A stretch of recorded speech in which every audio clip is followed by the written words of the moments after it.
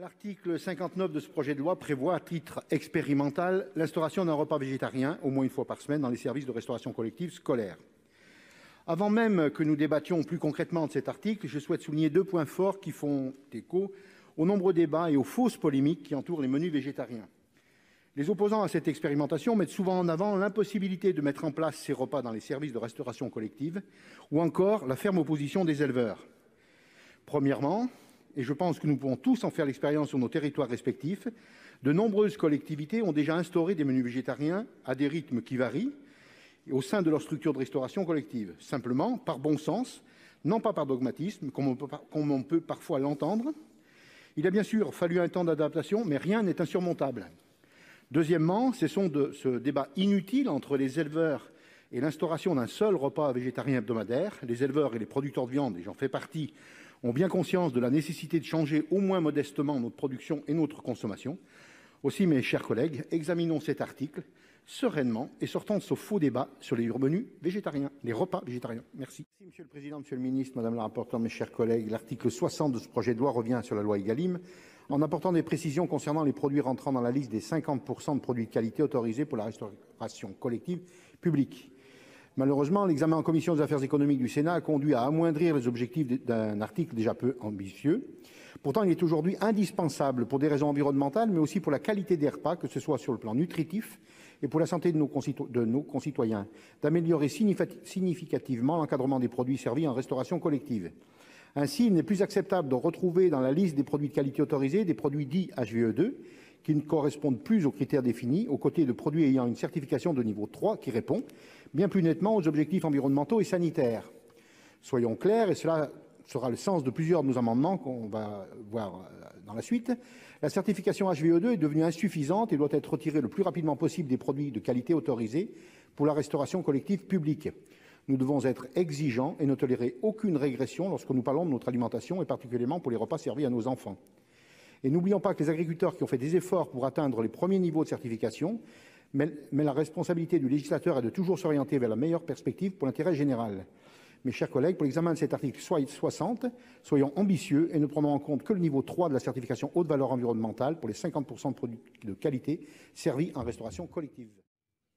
Alors que la Convention citoyenne pour le climat a pointé le poids important des engrais de synthèse dans les émissions de gaz à effet de serre et que l'étude d'impact de ce même projet de loi estime que la taxation des engrais azotés est une des mesures les plus nécessaires et structurantes, le texte que nous examinons aujourd'hui est loin d'être à la hauteur des enjeux sur ce sujet. En effet, malgré les recommandations de plusieurs institutions, comme l'OCDE ou le CESE au niveau français, il n'existe pas de taxe spécifique sur l'utilisation d'engrais azotés de synthèse.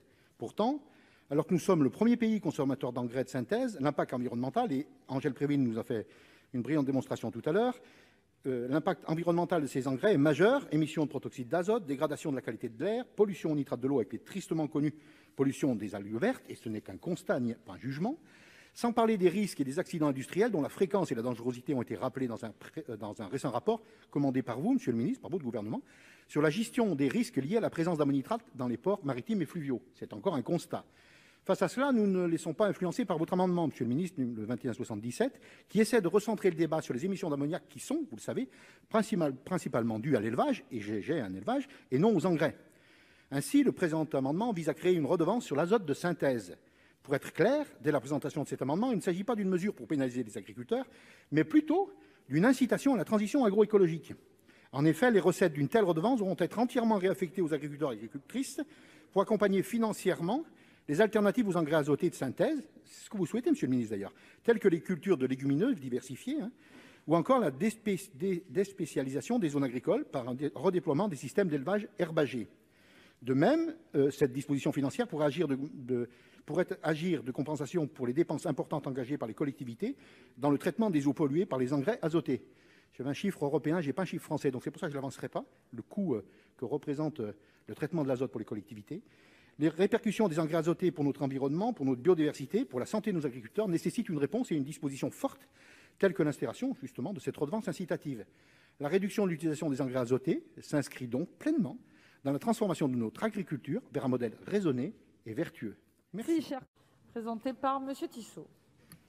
Merci Madame la Présidente, Monsieur le Ministre, mes chers collègues. Alors que les opinions publiques françaises et européennes manifestent de plus en plus d'intérêt et de sensibilité concernant les conditions dans lesquelles sont produites les denrées alimentaires, d'origine animale notamment, une très grande partie de celles-ci proviennent de modes d'élevage allant à l'encontre de cette prise de conscience. C'est un constat, 97 à 99% des lapins sont élevés en cage, 95% des porcs sont élevés en bâtiment fermé sur caillebotis, 85% des poulets de chair sont élevés dans des hangars sans accès à l'extérieur et plus de 50% des poules pondeuses sont élevées en cage. Et dans un souci de transparence, il nous semble nécessaire que les citoyens puissent accéder à une information détaillée sur ce qu'ils achètent puis mangent afin d'avoir les moyens d'orienter notre agriculture par leur choix de consommateurs. C'est le sens du présent amendement. Merci.